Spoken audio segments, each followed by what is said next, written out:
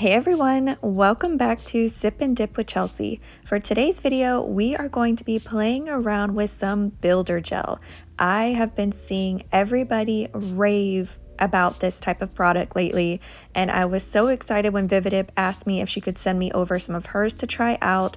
So we are going to be doing an overlay on top of our natural nails. You can see I have already finished the majority of my hands, just one nail left. I love how clear it is. It is so easy to use, self-levels, so we're going to go ahead and dive in. To start, we are going to use our glass cuticle pusher and push back our cuticles. Prep really is the biggest part of anything when it comes to doing your nails at home, especially with gels. Gels can be known to peel and to lift, so doing really good prep on your nails will make the difference of a manicure lasting or lifting. If you don't have a glass cuticle pusher, you can absolutely use a metal one or even just an orange wood stick. I just personally prefer glass because it's very gentle yet very effective. Now I'm going to use my buffing block to buff the shine off of my natural nail. I'm going to focus this around my cuticle area, just removing any possible skin that's left on my nail. But I wanted to mention you can also use a very high grit nail file if you want to do that instead of a buffing block.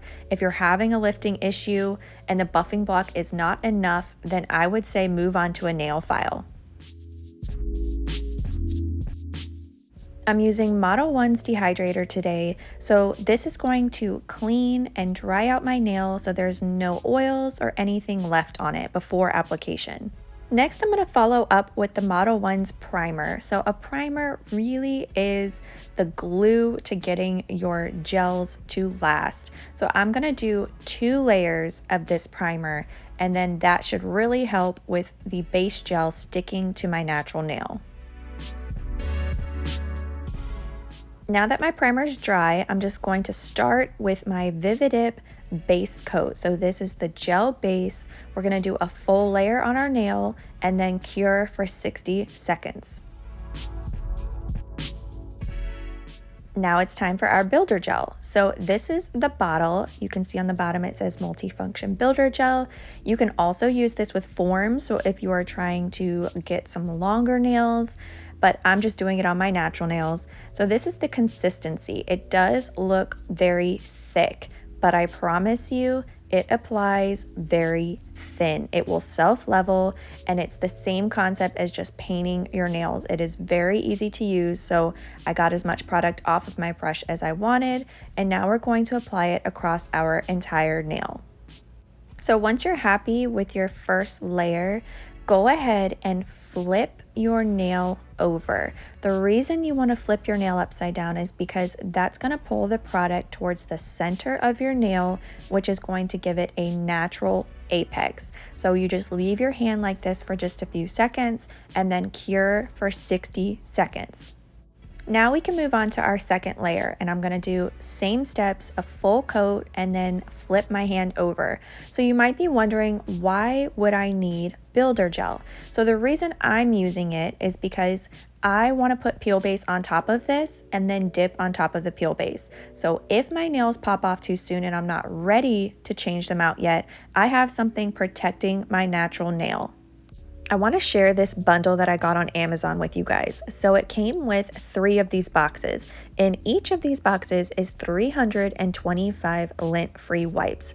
It also came with a metal cuticle pusher and this pumper bottle. So inside the bottle, I have rubbing alcohol.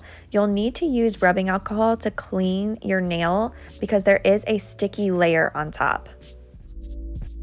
You can see here my nails are still very thin and natural looking. They're not bulky at all, but if you wanted more strength or coverage, you could absolutely do more layers of builder gel on top.